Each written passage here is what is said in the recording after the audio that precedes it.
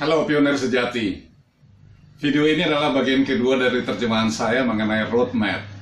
Seperti permintaan saya sebelumnya, silakan subscribe dan share video ini kepada seluruh referral Anda agar semakin banyak pionir yang memahami kapan Open Mainnet akan dimulai.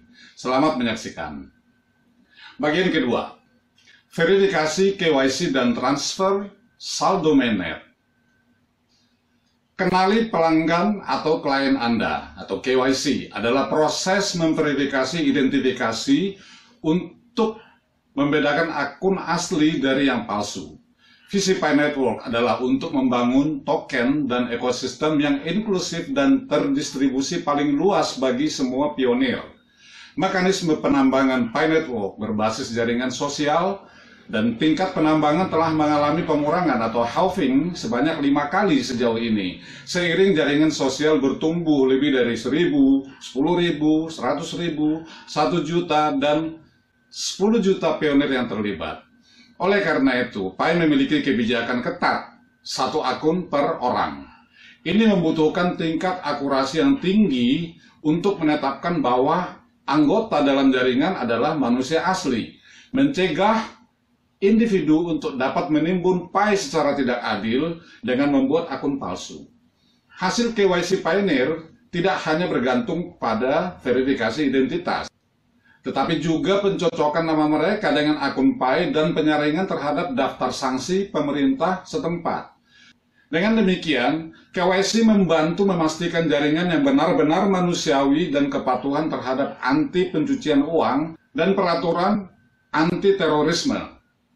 Seperti yang dikomunikasikan pada saat pendirian jaringan, untuk memastikan kemanusiaan sejati, akun Pi palsu dan penambangan fiktif dilarang keras.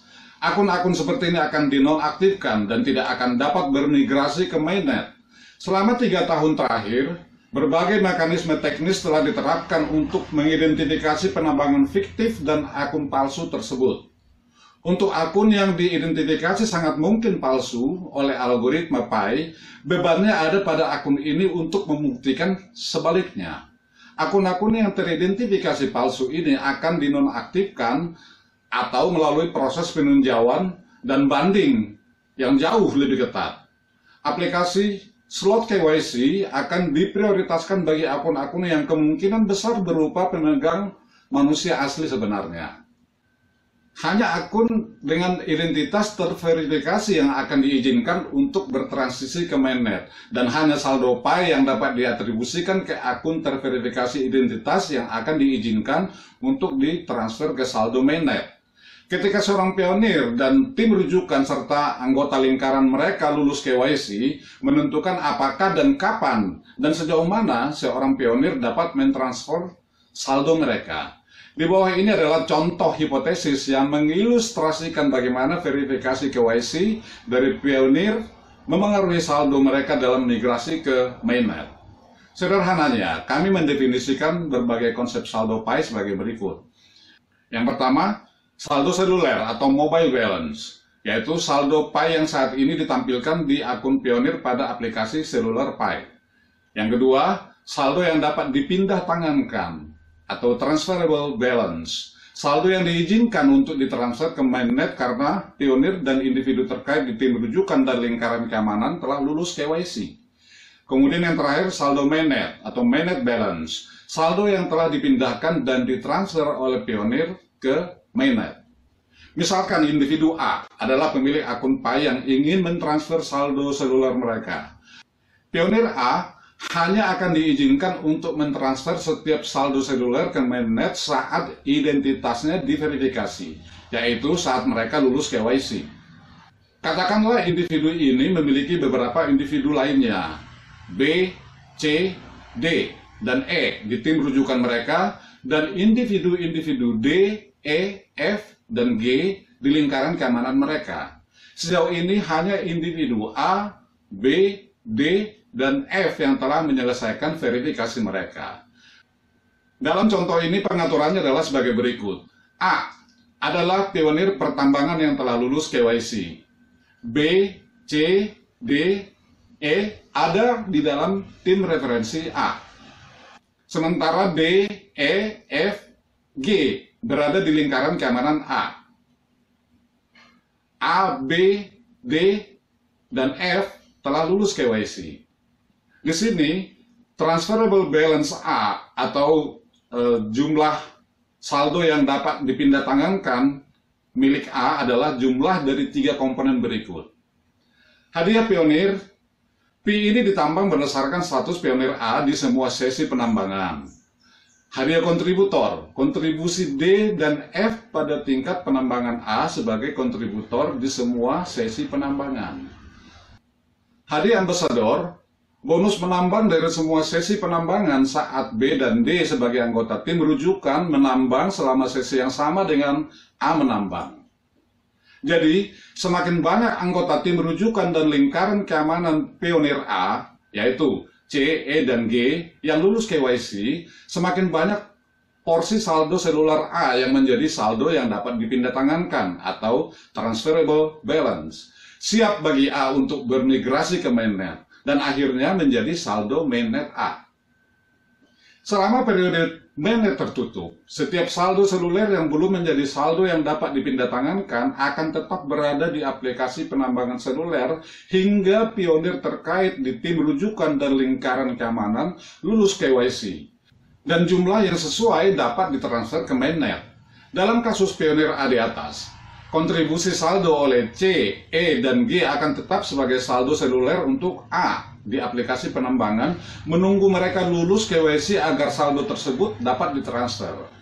Jika akun terkait tersebut tidak pernah lulus KYC, saldo yang diatribusikan ke akun yang tidak lulus KYC ini akan kadaluarsa pada tanggal tertentu yang akan memberikan cukup waktu bagi seluruh jaringan melakukan KYC.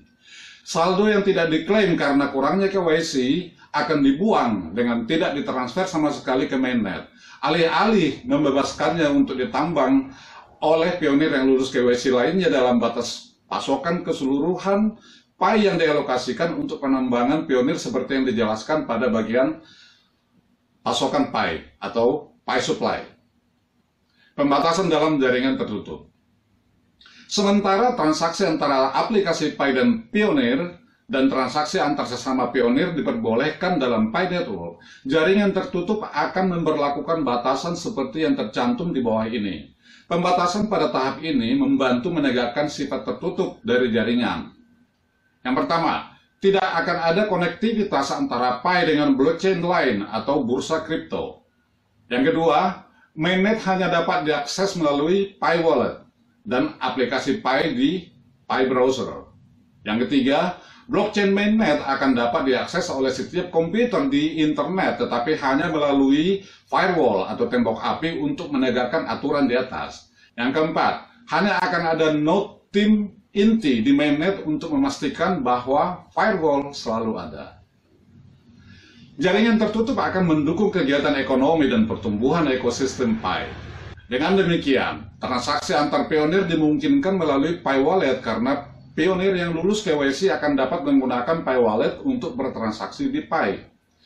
Pionir juga dapat membelanjakan PAI di aplikasi PAI dan PAI Browser, yang dapat mengakses mainnet melalui PAI Apps SDK dan PAI Blockchain API.